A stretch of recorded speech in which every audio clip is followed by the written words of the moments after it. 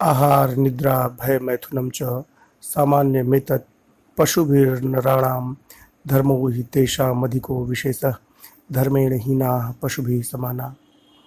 आहार निद्रा मैथुन में मनुष्य पशु के समान है। मनुष्य के केवल विशेष धर्म है, अन्यथा बिना धर्म के लोग पशुतुल्य हैं। मनुष्य के विशेष केवल धर्म है, अन्यथा बिना धर्म के लोग पशुतुल्य हैं। मानव मस्तिष्क की गहराइयों में पाशविकता का एक केंद्र बिंदु स्थित है, जिसका नाम हाइपोथैलेमस है। हाइपो नीचे को कहा जाता है, थैलेमस कमरे के लिए इस्तेमाल होता है। इस थैलेमस को आप मस्तिष्क का एक कमरा समझ लीजिए। तो इस कमरे के नीचे एक तहखाना है, जिसमें इंसान रूपी जानवर के बहुत से राज दफन हैं। यही हाइपोथैलेमस है। यह मनुष्य के ही नहीं, जीव मस्तिष्क के सबसे प्राचीन स्थानों में से एक है। जब जग में आरंभिक मस्तिष्कधारी जीव जन्मा होगा, तो उसने न गीत गाए होंगे, न श्लोक रचे होंगे, न उसके मुंह से शेर फूटे होंगे, न उसने दर्शन सिद्धांत प्रतिपादित किए होंगे। तंत्रिका तंत्र के शुरुआती विकास के दौरान उसे सिर्फ खाना, सोना और यौन क्रीड़ा करना आता होगा। ये ही वे क्रियाएं हैं जिनके नियंत्रण बिंदु हाइपोथैलेमस में लगे हैं। आहार, निद्रा, मैथुन, प्यास, थकान, तापमान, इन सभी के स्विच इसी तहखाने में कुदरत ने लगाए हैं। आकार में एक बादाम के बराबर इस अंग में आपके सबसे मूल स्वभाव के राज छिपे हैं। यही आपकी भावनाएं रहा करती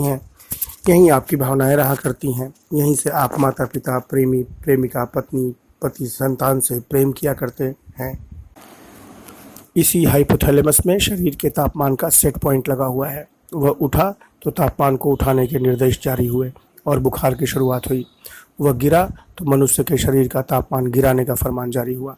बुखार पैदा करने वाले भी यहीं असरदार होते हैं। बुखार मिटाने वाले एस्पिरिन, पैरासीटामॉल भी यहीं आया करते हैं। माइकल एंजेलो ने एक भित्ति चित्र यानी फ्रेस्को पेंटिंग बनाया था, और 500 साल पहले आदम की निर्मिति। उसमें ईश्वर और आदम को तर्जनियों से संबंध जोड़ते हुए दिखाया गया है। इस चित्र में ईश्वर की स्थिति और उनके चारों ओर के आवरण पर नजर डालिए। क्या माइकल एंजेलो ने ईश्वर को मानव भावना के सर्वोच्च बिंदु पर आसीन किया है, जो थैलेमस हाइपोथैलेमस से उत्प्रेरित कर रहा है?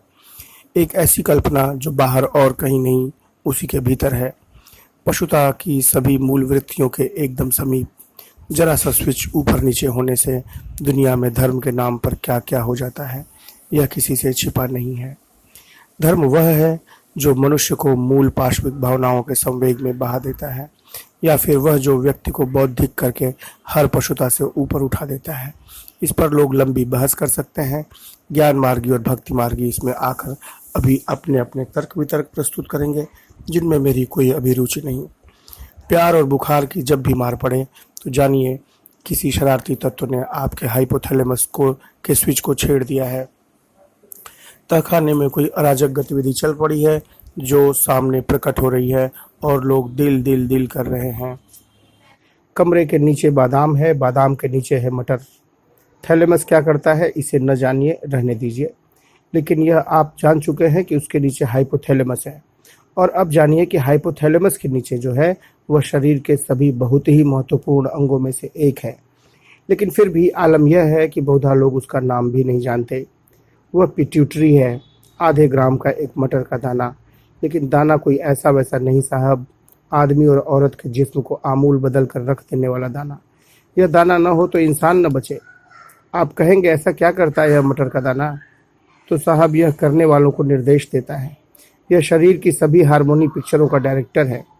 चिकित्सा विज्ञान इस मटर के दाने को भी 3 हिस्सों में बांटकर समझता पड़ता है।